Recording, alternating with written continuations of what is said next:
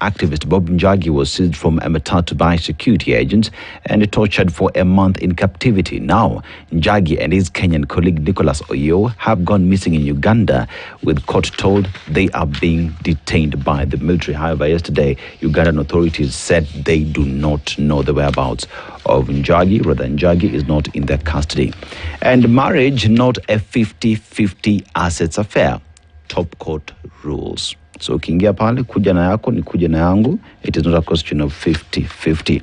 Now, looming shortage of life-saving drugs, the Kenya Pharmaceuticals Distributors Association has warned of imminent crisis, citing regulatory changes that could affect the import of essential medicine.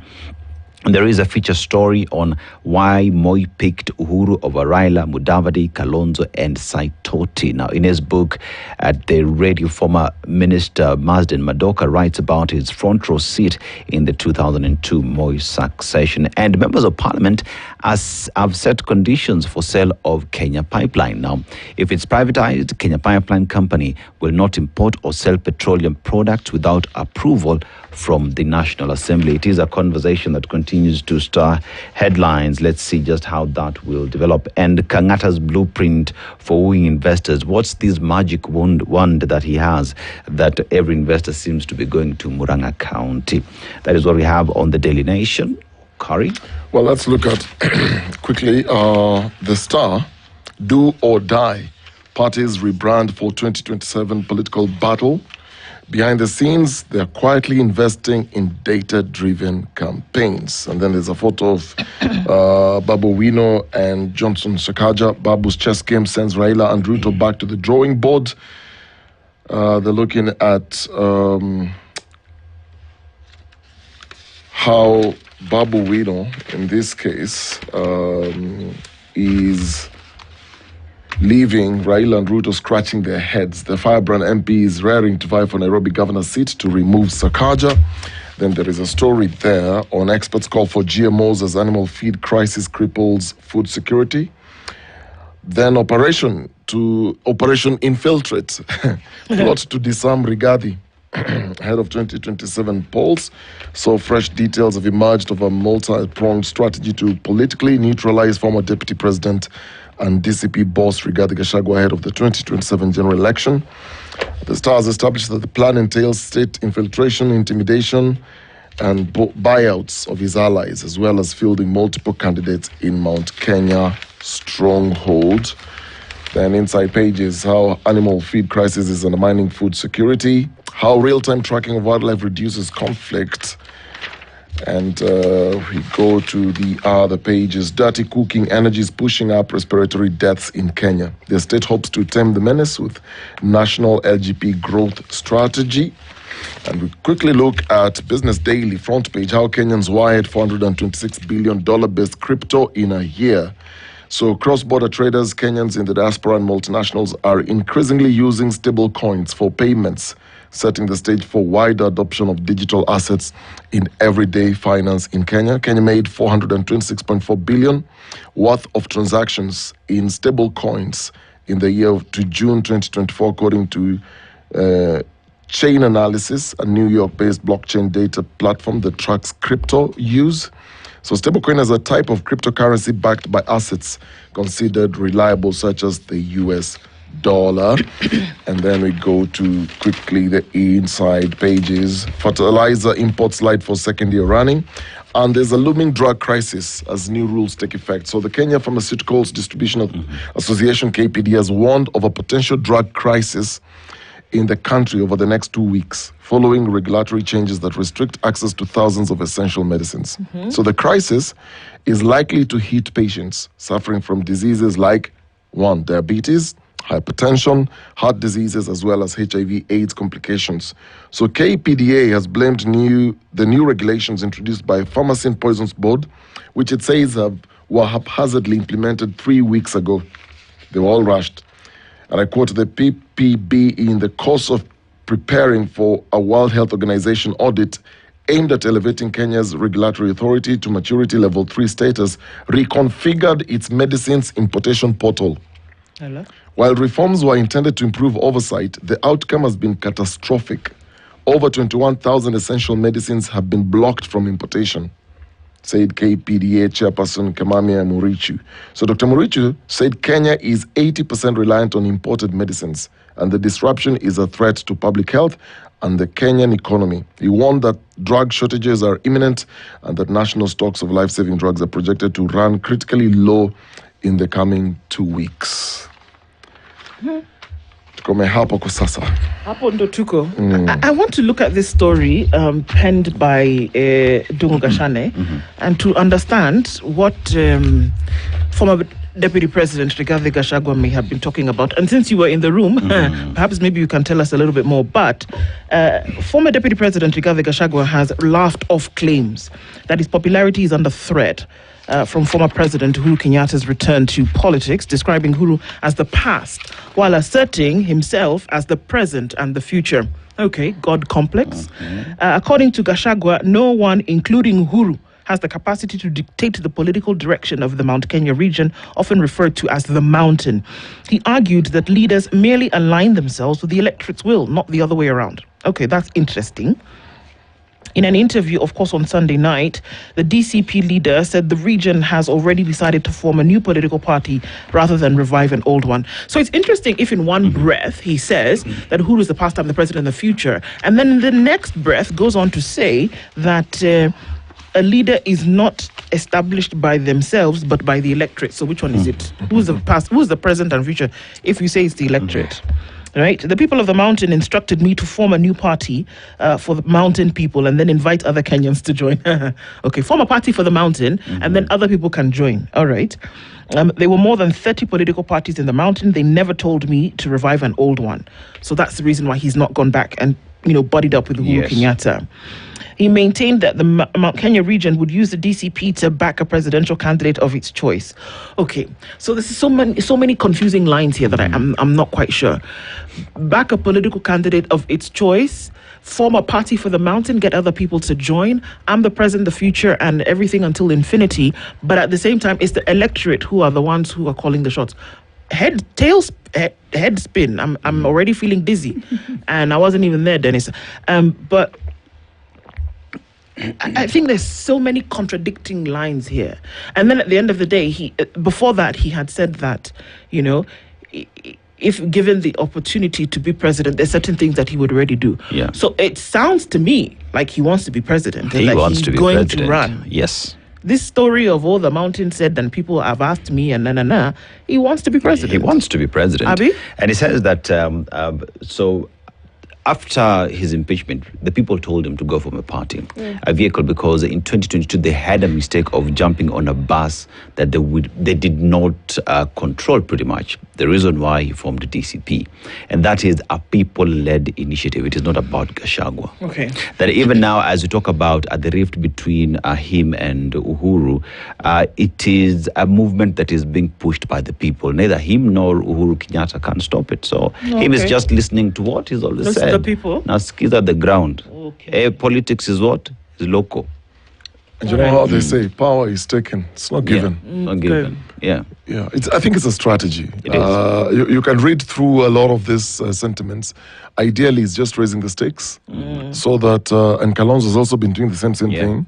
So they're all raising their stakes, and at the appropriate time, they will then declare. But what is of concern is, so each person then has to bring votes from their region. Yeah. So come to the table. And that's exactly what happened when he was actually chosen as the deputy president. You remember in Karen, when we were all waiting, as they sang composition with bated breath.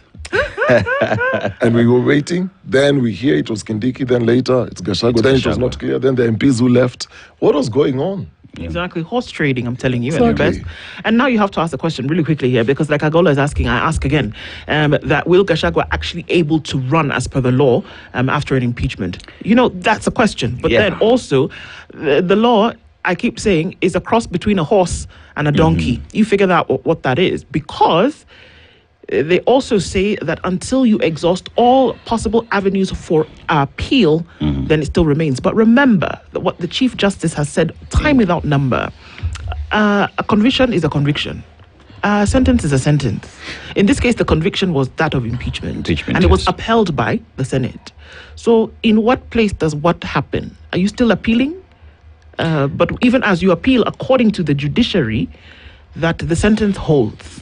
So is this all an exercise in futility? So he says he's following the same in the courts, and that nothing stops him from running for office because he has to exhaust all the appeal mechanisms. So let's see how that goes. You know how they say the law is very clear. That's what I'm saying. That's why the law is a cross between a horse Yes. and a donkey. And a donkey. You go and ask them what animal that is. Yeah. There is a point where he will believe he's taking this. But you see, juxtapose that story for how he's positioning himself and what he was telling us on Sunday. Yeah. And now you're looking at now a story about the big strategy to then disarm him ahead of 2027 polls.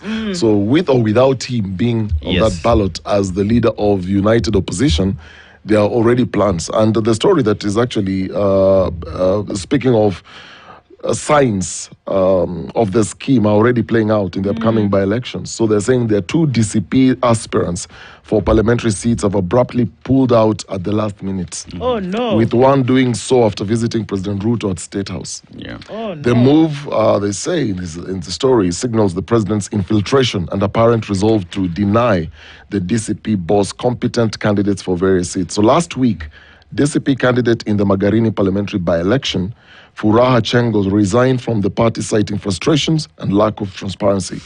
Chengo, who also served as a member of the party's National Executive Committee, said he had become disillusioned with the way the party was being managed, and he wrote that letter.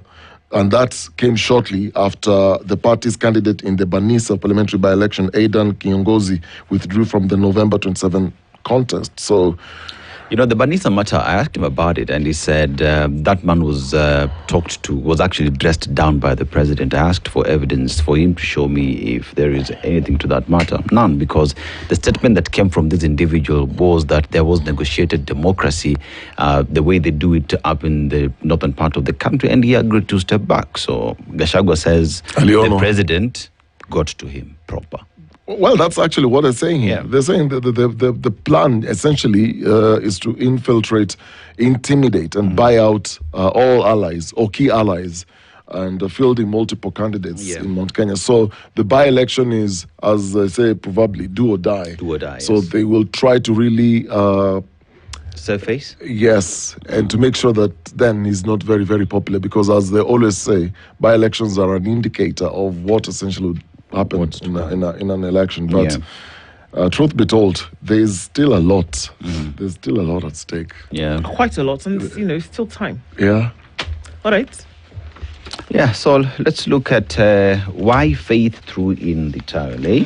So that is in page 6 of the Daily Nation. And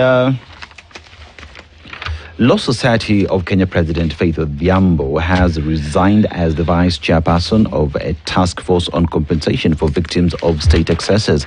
She cited stalled progress, legal challenges, and the need to protect the LSK from detractors.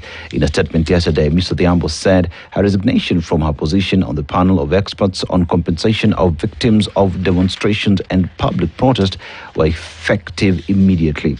It is not feasible to achieve the time-sensitive milestones I undertook to achieve, given the panel's 120-day tenure has been halted by a court order.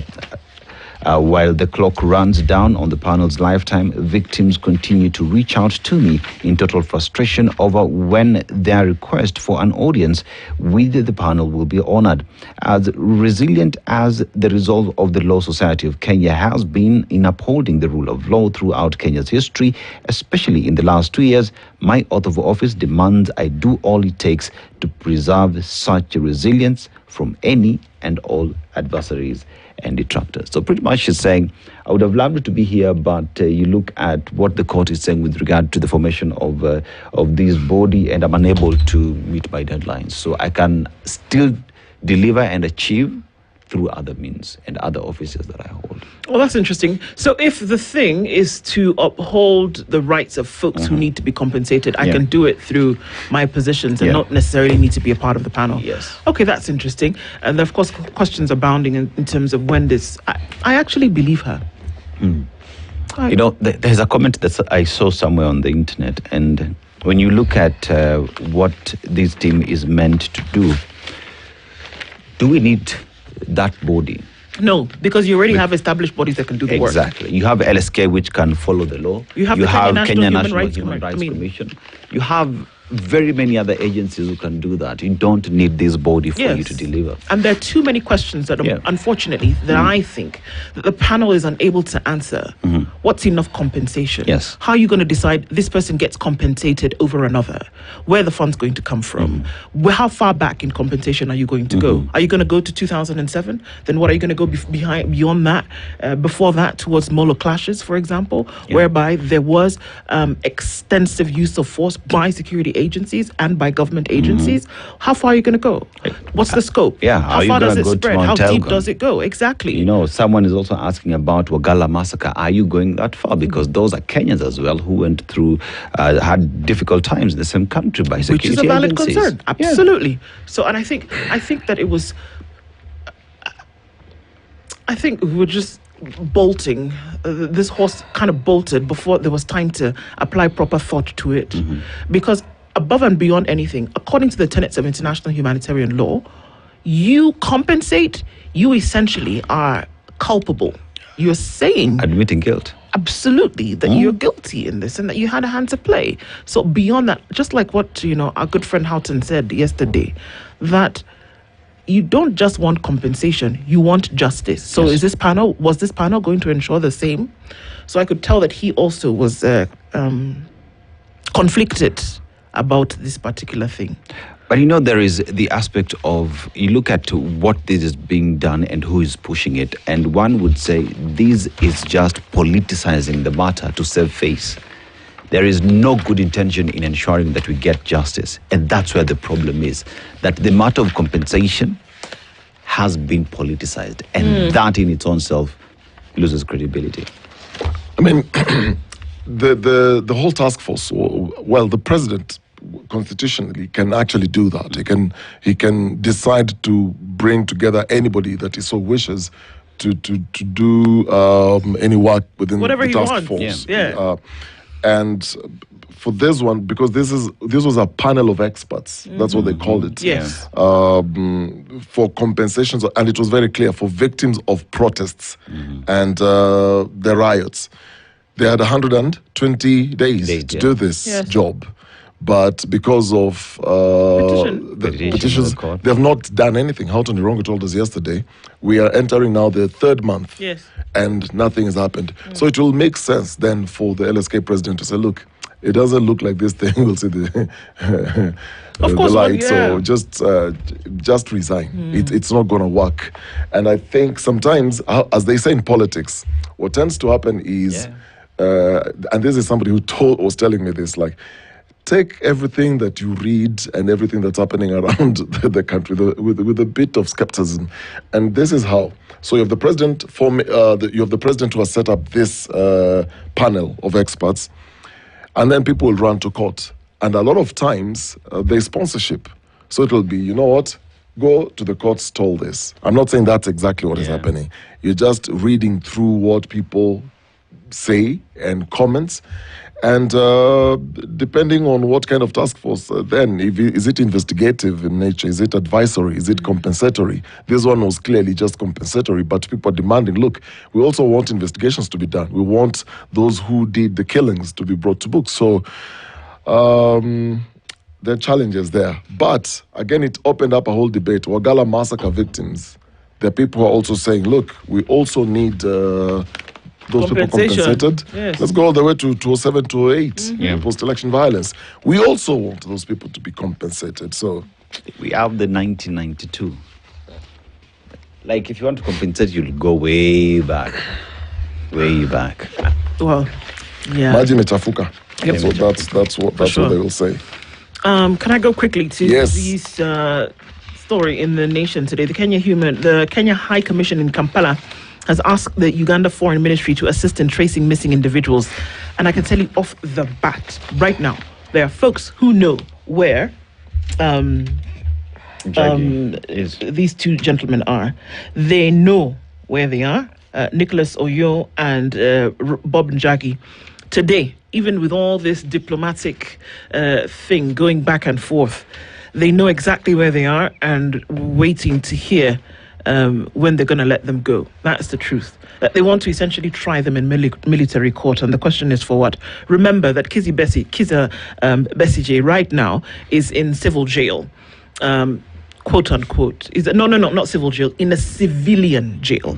Previously, he was in a military jail in military court, and there was a lot of work that was done, led by one Martha Karua, to then move this trial from military court to civilian court, though he still remains remanded.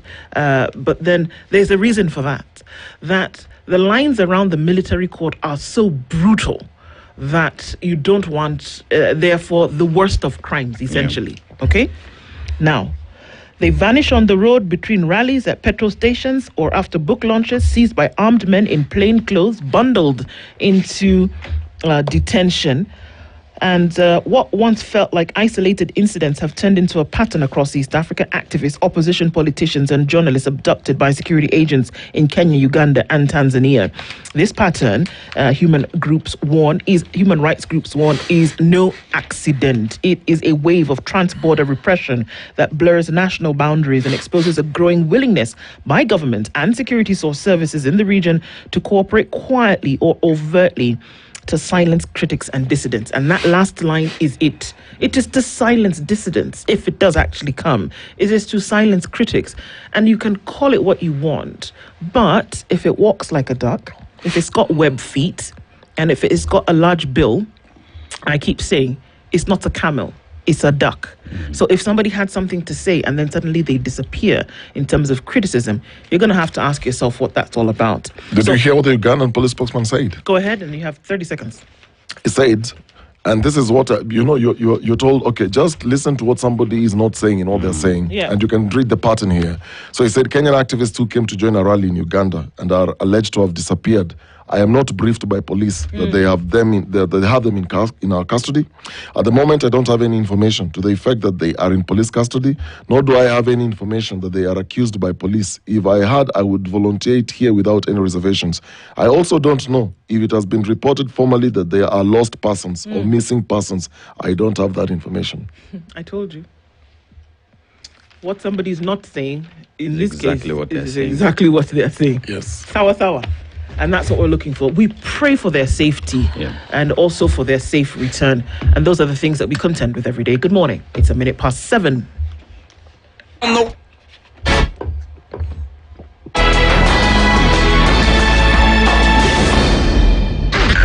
Spice FM, Nakuru.